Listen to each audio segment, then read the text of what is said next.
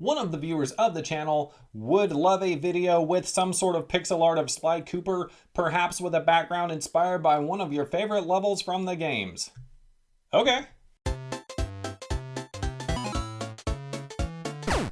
Hey guys, I'm Andrew Robinson of Robinson Pixels. I've actually been wanting to make Sly Cooper pixel art for a very long time. The most I've ever done before was this little stick person a long time ago, and I also gave Mega Man from the Battle Network series a Sly Cooper suit once. But that's not the same. Now, if you're not familiar with Sly Cooper, it was a really good series back in the early 2000s on the PlayStation 2 and PlayStation 3. It's where you play as a thieving raccoon who only steals from master criminals. These games are incredible. I actually got the first one for Christmas back in 2002 when the game first came out, and I loved it. And look at this character, what's not to like? The dude is wearing blue like Mega Man, he's got on a Mario hat, and he's a raccoon. So let's get to pixeling this guy. With a lot of my pictures, I like to start out with a sketch, so that's what I did here. I knew I wanted him high up in a city, doing his stealthy thing, maybe with a stolen necklace or something, but that's distracting, so that doesn't stick. Now Sly 1, 2, and 4 all have levels set in Paris, so it only felt right to put him there, and obviously I would need the Eiffel Tower.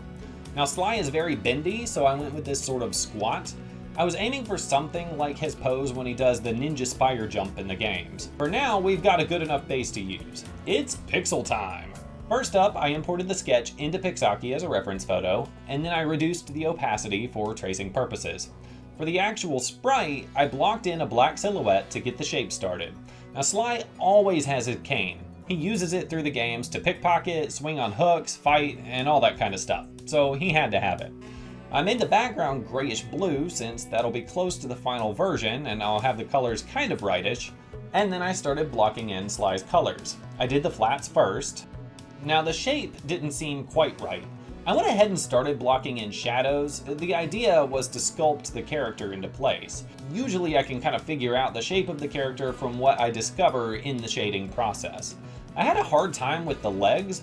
Getting that squat to look right was a real challenge, and my other real challenge was with the face. I tried a ton of combinations, but none of them looked right. I couldn't decide where his nose should go, or how triangular his face should be, or whether or not he should even have a mouth. For now, this will do.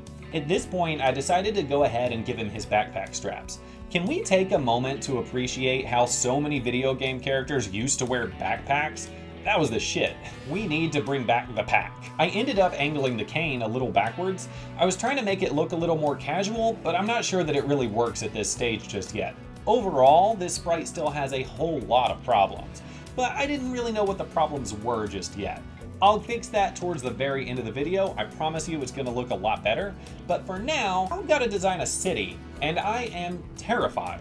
I've never made pixel art before of a city. The most I've ever done is 3 whole buildings. One was a barn in the background, another was a cabin in a background, and also I made a doghouse for Mega Man's Pet Rush. And now I've decided I'm gonna do the Eiffel Tower and a city skyline in the background with close buildings for extra depth.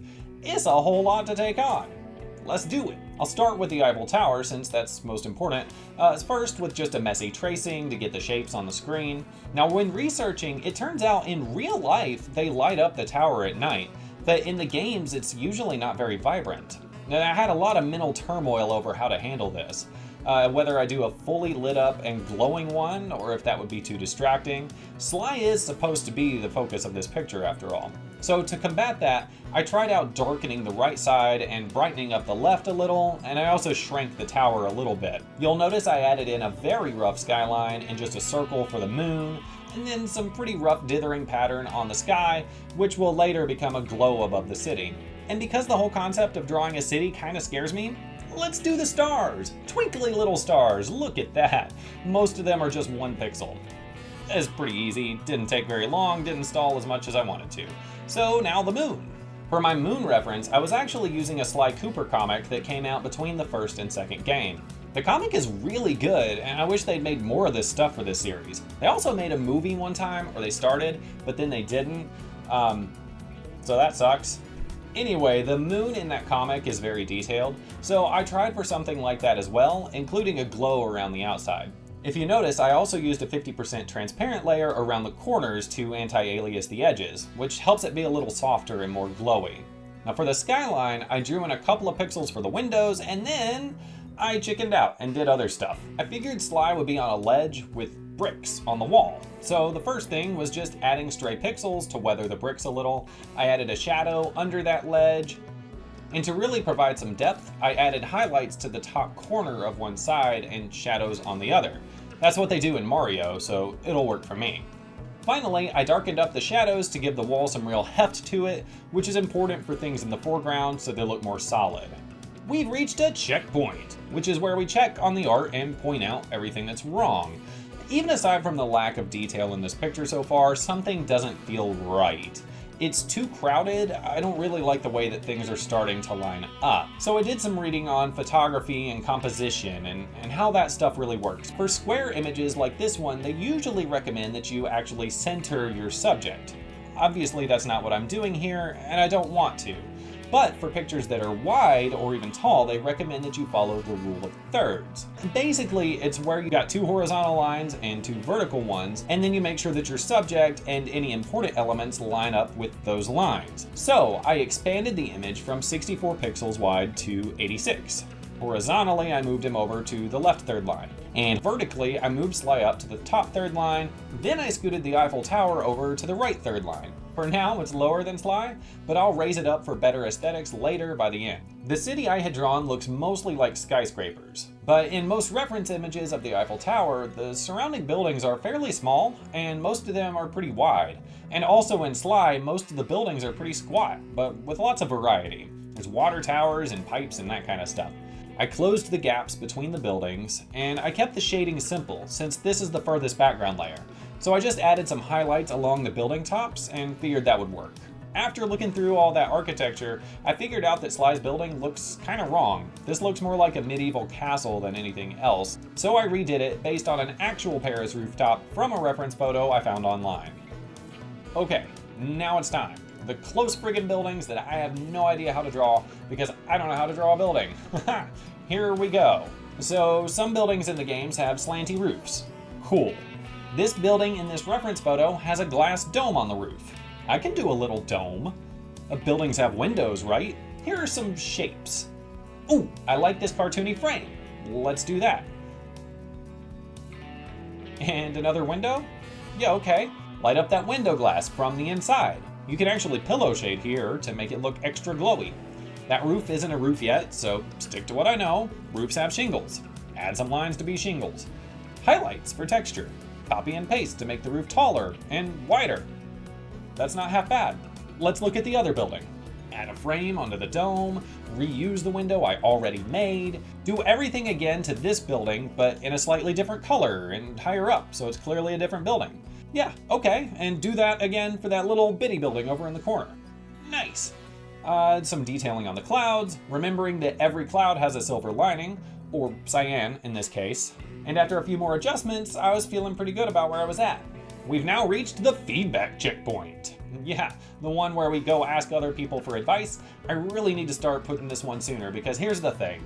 I asked 2 different people, my wife and my buddy Mike, to look at this picture and what they thought about it, and they both saw the same thing that I didn't draw. They saw the picture wrong, which is on me as the artist. I didn't do a good job. And yeah, it's Sly. I had to redo Sly. I know that Sly is squatting. You know that Sly is squatting because you followed along when I told you he was squatting while I did this, right?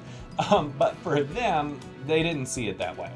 They both saw Sly's body standing straight up with his little feet below him, and they couldn't figure out what the legs were. My wife saw his squatty legs as weird gray bags or something, and Mike saw his squatty legs as like big claw-like hands. Well, damn. I mean, you know, thank you guys for telling me what was wrong with this, but also damn, because now I have to redo it. So, goodbye Sly's body. Well, should he lean super far forward? No, it's gonna look dumb. He shouldn't even be doing the ninja spire jump anyway because he's not on a spire. So let's do something else. Maybe he should stand straight up. Y'all, what if I just stopped the video right here? What if this was the final version? Okay, I'm sorry. So that was too straight up. And hunching forward is a little better, but we're not there yet. Crouching forward? Yeah, okay, maybe. For the record, I've also got to raise up the building to keep him in that rule of thirds range I was aiming for earlier, but that's all good. I filled in some colors, but I knew the silhouette wouldn't work once I added his tail, so I placed one arm down, superhero style. Now, one of my favorite parts of this is when I reworked his hand here. It looked too flat before because I was thinking too 2D. I redrew the fingers to make them look like they're facing us, and I think that's super cool and gives some extra depth to the sprite, and it looks a little sneakier. Backpack, because he's a cool kid. I actually really like how this pose shows off the backpack a little bit more. That's pretty neat. For his cane, I tried rotating the one I had already drawn, but I didn't like the way it vertically cut off the screen. I redrew it and angled it a little bit more towards the viewer. It's always really sharp in the art, but in gameplay it's actually usually pretty rounded. So yeah, I like this a lot better. After I shaded in his tail, I thought maybe he would pop more against the background with a lighter blue, like the European box art, and I also added a little glow around the top of his body, like maybe a faux rim light. But the problem was that his face looks like a dog, or some weird cartoony creature going, ooh, like that. It's not right. Something's not right here. So I did the face again. I tried, and I tried, and then I tried, and I tried, and I got there. Ladies and gentlemen, let me present to you Sly Cooper in Pixel Paris.